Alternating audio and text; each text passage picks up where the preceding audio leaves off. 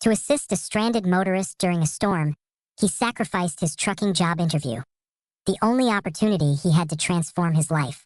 Little did he realize that an influential person would learn of his selfless act, and this single gesture of compassion would open doors to something far more significant. Would you have made that same sacrifice? Logan West's alarm sounded at 4 in the morning, though sleep had already eluded him. The stakes were too high for rest. Rising from his truck's sleeping quarters, he stretched his aching neck and surveyed the dimly illuminated rest stop. A single fuel station, a malfunctioning snack machine, and profound quietness surrounded him. Using bottled water, he completed his morning routine and examined his appearance in the truck's dusty mirror. His shirt appeared fresh and properly tucked, with all fasteners correctly aligned. After running fingers through his cropped brown hair and straightening his denim jacket's collar, he entered the driver's compartment. The aging Kenworth engine rumbled alive, its headlights piercing the darkness across the deserted parking area. Logan touched the dashboard affectionately, treating it like a companion. "Please work with me today, old friend. This could change everything," he murmured. This day represented more than routine work. It meant a genuine opportunity for stability. Harmon Line Freight offered full-time employment with comprehensive benefits, an established route, and potential advancement into fleet supervision. Such positions rarely became available, and recruitment typically didn't happen through informal channels. Yet Logan had received an unexpected interview invitation through an acquaintance's connection, providing him with an authentic chance at success. He entered the highway as darkness gradually transformed into dawn. The Missouri countryside rolled past like gentle ocean swells. His late father's wisdom echoed in his mind, despite 2 years having passed since his death. Outrunning storms isn't necessary, his father had once advised while watching approaching weather. Understanding when to stop is what counts. Logan's expression shifted from smile to concern as he noticed the fuel gauge.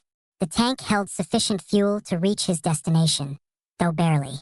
He decided mentally to refuel following his examination. Fuel could be postponed.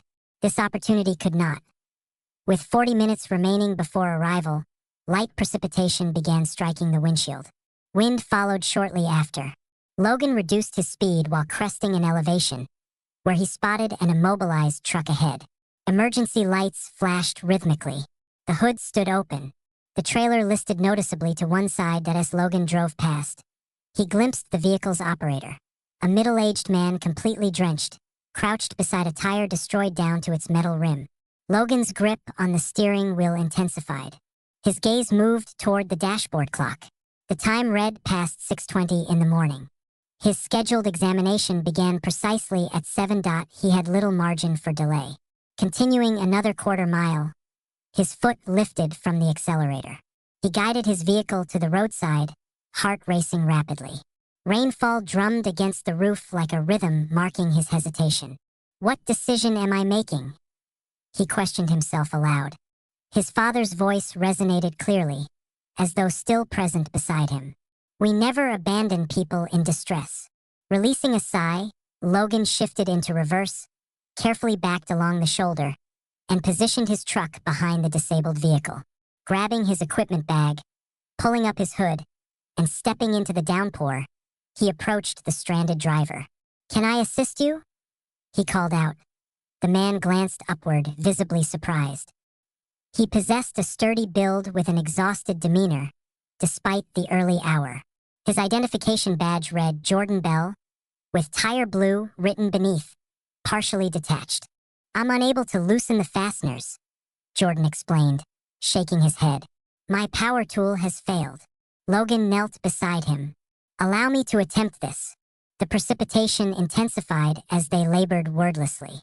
Mud penetrated Logan's denim pants. His jacket adhered to his back like additional skin. The fasteners resisted stubbornly due to corrosion, but Logan positioned himself firmly, applied torque, and eventually heard the welcome sound of one releasing. Jordan observed with admiration. "Do you perform this type of work frequently?" Logan offered a weary smile. "My education came from an excellent instructor." They successfully mounted the replacement tire 20 minutes afterward. Jordan leaned against the vehicle's side panel, recovering his breath. "Stopping wasn't obligatory," he remarked. Most people wouldn't have. Logan simply raised his shoulders.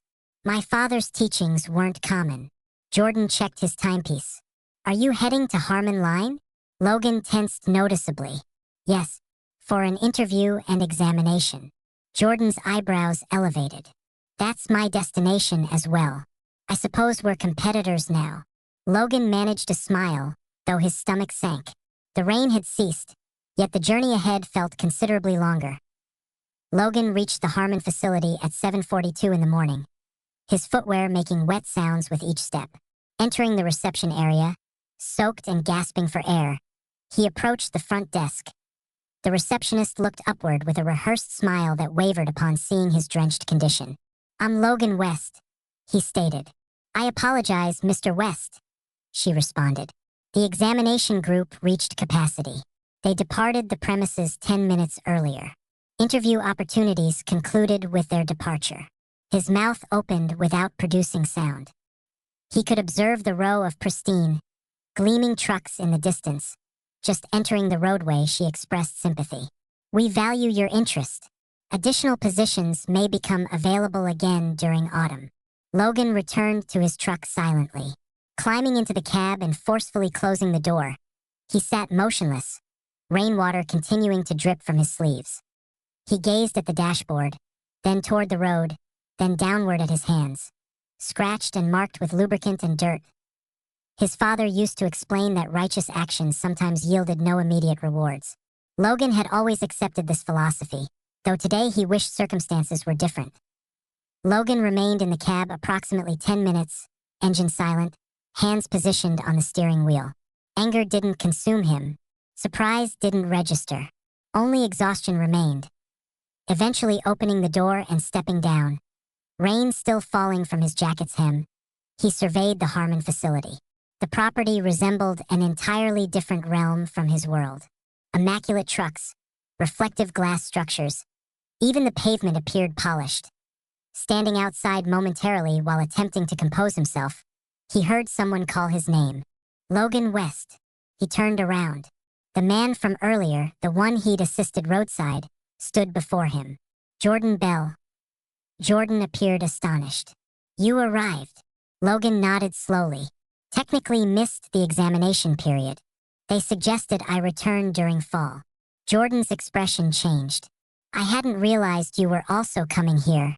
That's unfortunate. He glanced around before moving closer. I informed the recruitment officer about what transpired, that my arrival was possible because an unknown person stopped during a rainstorm to replace my tire when he could have simply continued driving. Logan shook his head. Sympathy-based interviews don't interest me. It wasn't sympathy, Jordan clarified. It represented respect. The officer documented your name. Logan's eyebrow raised. I never provided my name. You didn't need to, Jordan explained. Your identification patch displays West, and your vehicle has a registration number. Connecting information took him mere seconds. He inquired whether you were Samuel West's son. Logan blinked rapidly. Wait, what happened? Jordan nodded affirmatively. Yes. Apparently someone within the organization recognized the name Bones West. They mentioned Gerald Blake collaborated with him previously during the early 2000s. The recruitment officer stated that if this was genuinely you, they would ensure Blake learned about what occurred. Logan stood motionless. Jordan smiled faintly. I'm uncertain what will result from this, but conversation is definitely happening. That much is certain. He patted Logan's shoulder firmly. You didn't complete the examination, but you created an impact. That holds significance. Jordan turned and proceeded toward the parking area. Logan remained stationary, absorbing the information. Later that day, within the Harmon administrative offices, Claire Henley, Gerald Blake's long-serving assistant, knocked gently on his open office door. I have something unconventional for your consideration. Gerald looked upward from driver assessment documents. Please explain. She presented him with a clipboard. One of today's absent candidates, a young man named Logan West, stopped en route to assist another candidate, Jordan Bell, with tire replacement during a rainstorm. He arrived covered in grease and missed the complete examination window. Gerald raised an eyebrow. He forfeited his opportunity to help someone else secure theirs? Precisely. He examined the document briefly, then inquired, West? Wouldn't his father be? Claire nodded. Samuel West. They called him Bones. You two transported freight together out west in 2003. Gerald's expression softened. I recall that. He kept a spare belt beneath his seat and a crowbar behind his rear bumper.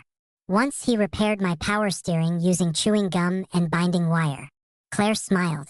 Well, his son apparently inherited that same philosophy.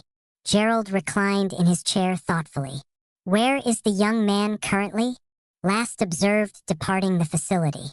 Someone reported he parked at the restaurant near the truck stop. Gerald stood and retrieved his coat. That evening, Logan positioned his Kenworth behind the truck stop restaurant, the type of establishment where coffee tastes burnt but biscuits are excellent. Halfway through consuming hash browns, the waitress delivered a refill and mentioned, Someone outside is requesting to speak with you. He identified himself as Gerald. Logan's fork froze mid-motion. He cleaned his hands with a napkin and walked slowly toward the front entrance. There, positioned beside a bright yellow Hummer, stood Gerald Blake. The man matched photographs exactly, tall, weathered, and possessing a presence that commanded respect merely through proximity. Are you Logan West? Yes, sir. Gerald nodded once. Walk with me. Initially, they spoke minimally, simply strolling the gravel lot silently. Finally, Gerald interrupted the quiet. I learned about your actions today. I'm not here to award you recognition. I simply wanted to observe you directly. Logan swallowed. Credit wasn't my motivation. I'm aware, Gerald stated. That's why it holds importance. He paused. I knew your father. I traveled with him for 2 months. That man could navigate through blizzard conditions blindfolded and still complete deliveries early. Logan smiled slightly. He always claimed he performed better on challenging routes. Gerald nodded. He also maintained a principle. If you're ahead of someone experiencing difficulty, you're no longer ahead. Apparently that lesson remained with you. They stopped near the curb. Gerald turned fully toward him. I've been in this industry 40 years. I've watched men struggle to gain entry. I've seen them harm others just to advance. You sacrificed your opportunity for another person's safety. That reveals everything I need to understand. Logan stared at him, uncertain how to respond. Gerald continued. You didn't pass the driving examination, but you passed the only component that truly matters. Logan swallowed forcefully. His instinct suggested downplaying the situation, dismissing it as though he hadn't already mentally replayed the moment countless times, but he remained silent. He simply nodded that Gerald's eyes narrowed thoughtfully, examining Logan's face. Are you hungry? He inquired. Somewhat. Logan admitted. Come along. Let's obtain something not packaged in plastic. They occupied a rear booth inside the restaurant. Gerald ordered black coffee and eggs prepared over easy.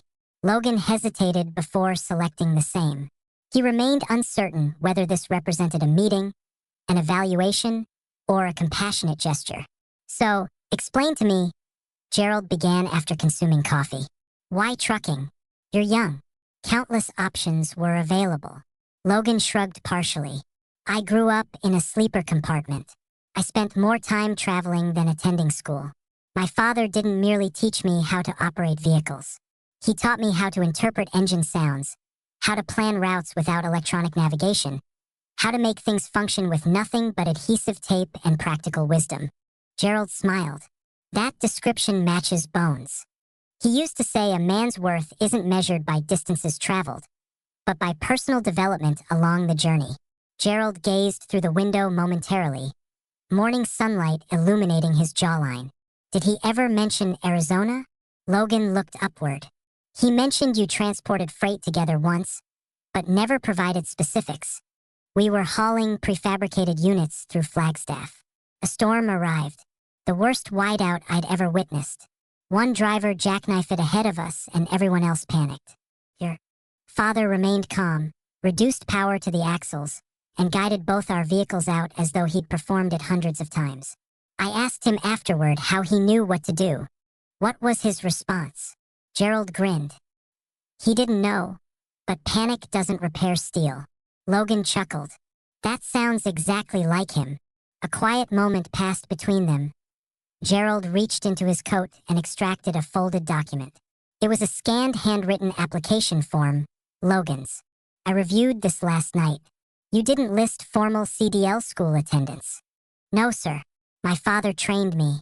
I obtained certification through the state waiver program, passed the skills test in Poplar Bluff. No violations, no missed deliveries, no complaints, and from my understanding, a reputation for assisting people who cannot compensate you. Logan shrugged again. Sometimes they simply need assistance. And I suppose I needed to feel valuable after he passed away. Gerald tapped the document. You possess the fundamentals, and you possess something more significant. Judgment and character. He leaned forward. Look, I don't have a position to offer you today wrapped in a bow, but I want to propose something superior. Logan frowned slightly. Superior to a driving position? A foundation. I want to bring you into Harmon, not merely as a driver, but as someone who learns the complete operation, dispatch, routing, yard logistics. I want you to understand how this industry truly functions. Not just from behind a windshield, but from the inside. The type of education you don't receive from a classroom. Logan blinked. Are you serious? I don't make personal visits for nothing, Gerald said, smiling. The following morning, Logan followed Gerald's Hummer through the Harmon entrance gates. This time, the security officer didn't just wave. He stepped from the booth and offered a respectful nod. Inside the main structure, Claire was waiting with a visitor's badge already prepared. We'll expedite his orientation, she informed Gerald. Yard tour, observation schedule, onboarding documentation. I've also arranged for the HR director to reserve a position for him if we want to place him in training administration for Phase 1. Gerald turned to Logan. Does that work for you? Logan nodded, still disbelieving. More than acceptable. The subsequent few hours were overwhelming. Logan toured the dispatch center where dozens of screens illuminated driver locations, loading times, and traffic information. He observed experienced coordinators reroute deliveries in real time while managing calls from frustrated customers and exhausted truckers. Then came the facility yard, forklifts maneuvering between trailers, maintenance crews inspecting vehicles, drivers exchanging stories like combat veterans. Gerald introduced him to several department supervisors, all of whom shook Logan's hand with curiosity and subtle respect, clearly informed about the morning's events and the maintenance facility. Logan spotted a familiar figure beneath a trailer. Jordan Bell. Jordan emerged and blinked. Well, look who succeeded after all. Logan grinned. It appears you created more commotion than I anticipated. Jordan laughed and cleaned his hands. I simply stated facts. I'm glad someone listened. As the sun began descending behind the glass walls of the Harmon offices, Gerald and Logan stood in a quiet corner of the dispatch floor. Tomorrow, Gerald stated, you begin in routing. Sit in, observe, ask questions, learn. You'll rotate through each department over the coming months. Logan nodded, still overwhelmed. And then what? That's your decision, Gerald said. Some people spend 30 years behind the wheel and cherish every moment. Others rise to lead fleets. You'll discover your place. Logan looked around at the maps, the monitors, the buzzing of radios and printers, then back at Gerald. Why me? He asked. Voice lowered. Gerald's answer was straightforward. Because your father didn't just create a legacy. He raised one. The days didn't become easier, just more focused. Logan's first week on Harmon's operations floor resembled being transported to a foreign country without guidance. Acronyms flew around constantly. Schedules shifted minute by minute. The routing manager, a lean man named Clay Dunn, handed Logan a clipboard on the first morning and stated, observe everything. Touch nothing. Ask questions if you make it through. Logan did more than survive. He documented information. He stayed late. He learned how dispatchers anticipated problems by instinct alone and how certain drivers needed more patience than planning. He started arriving before sunrise, sometimes beating even Claire to the office. Why the third week, Clay stopped pretending Logan was merely a visitor. You have observant eyes, Clay said one afternoon, pushing a rolled freight map into Logan's hands. That means you actually identify problems before asking what's permitted. From there, Logan rotated through fleet maintenance, fuel optimization, logistics forecasting, and even compliance, where he sat beside former DOT auditors reviewing logs for hours. Not everything clicked immediately. Some days were frustrating, and more than once he questioned himself. But each role provided him with a new perspective. In the warehouse, he learned to read the rhythm of a loading dock by sound alone. In the mechanic's pit, he got oil on his shirt again and loved it. But in dispatch, something deeper resonated. He didn't just memorize codes and time windows. He started recognizing patterns, noticing which routes damaged morale, which drivers never complained even when they should have. Nothing glamorous or flashy occurred, but it felt genuine, and it felt like something his father would have respected. By the end of the third month, Logan was trusted to manage a full route planning shift independently when Clay had to leave unexpectedly. That night, not a single load missed its window. The next morning, Gerald stopped by his desk. "I heard you covered Clay's position." "Yes, sir." "And you maintained the line?" "Everyone reached their destinations as needed." Gerald nodded, then leaned in slightly. "What would you modify if it were your shift every day?" Logan blinked. "You want me to answer that now?" "No," Gerald said. "I want you to think, and then come to Friday's meeting with something improved." Logan didn't sleep much that week. He examined logs, ran simulations on dispatch software, talked with warehouse supervisors, and interviewed half a dozen drivers off the clock. He found minor delays, idle patterns, and reroute options that could reduce 30 to 40 minutes per load during peak windows. When Friday arrived, he didn't present a spreadsheet.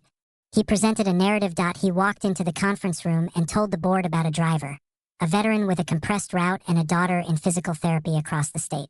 He showed how inefficient dispatch windows cost him weekly visits. Then he showed them how changing a single route pattern gave the man Thursdays off without hurting revenue. He called it the West adjustment. The room was quiet when he finished. Then Gerald reclined, smiled, and said, "Finally, someone discussing drivers like they're people." The vote was unanimous. From there, things accelerated. Gerald moved Logan into a formal junior operations analyst role, complete with a badge, salary, and business cards he didn't request. Claire helped him draft a two-phase program for mentoring rookie drivers, which the board dubbed the West Initiative. A name Logan begged them to change, but they didn't. "Get used to it," Claire told him. "You're not in your father's shadow anymore. You're building your own." Even Jordan Bell, now a trusted field trainer, volunteered to mentor. "You gave me a second shot without realizing it," he told Logan one night outside the Harmon yard. "I'm just passing it forward." The two men had grown close. Not quite brothers, not quite friends. Something deeper. A shared understanding that roads weren't just made of asphalt. But choices. One cold morning in December, Logan took a detour. He parked the new company truck, a sleek black Peterbilt with Harmon's emblem etched in chrome, just outside Oak Ridge Cemetery. He walked alone to a small headstone near the western fence. The name was simple: Samuel Bones, West, 1959 to 2021. Beneath it, someone had placed a tiny metal eagle. Logan hadn't done it. He suspected Gerald had. He knelt, removed his gloves, and rested a hand on the stone. "I still hear you," he whispered. "Still feel like I'm traveling with you." He took a slow breath. "They listened to me, Dad. They trusted me." He paused. "And I didn't change to make them do it. I just kept being the man you raised." The wind picked up. Dry leaves scraped along the path. Logan smiled. Spring brought new hires. Logan was now responsible for onboarding and ride-alongs with fresh recruits. He didn't give long speeches. He just told them to respect the road, listen more than they talk, and never forget the faces behind every shipment. "Most of this job happens in silence," he told them one day, leaning on a trailer. "But silence doesn't mean it doesn't matter." Months later, Logan sat behind the wheel of the new lead convoy truck for Harmon's annual orientation run, a 1,200-mile route that served as both test and tradition. His name was printed just above the door. He wasn't a trainee or a rookie anymore, just Logan West, Fleet Development Lead.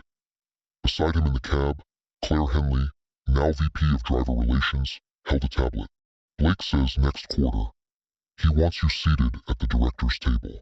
Logan raised a brow. "He said that aloud?" "He said it twice."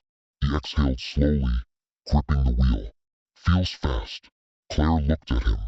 You've been driving toward this since the first time you gave up something that mattered. Ahead, the road opened into the morning light. Behind him, 6 rigs followed. Logan reached out and tapped the dashboard, right on the steel eagle still welded above the glove box. Then he looked ahead, shifted into gear, and smiled. Let's roll. This story reminds us that character is revealed when no one's watching and rewarded when the right person is. Would you have stopped knowing it might cost you everything? Tell us in the comments below if you felt something from the story. Give it a like, share, and subscribe to embrace the journey, where every story has a road worth following. See you in the next video.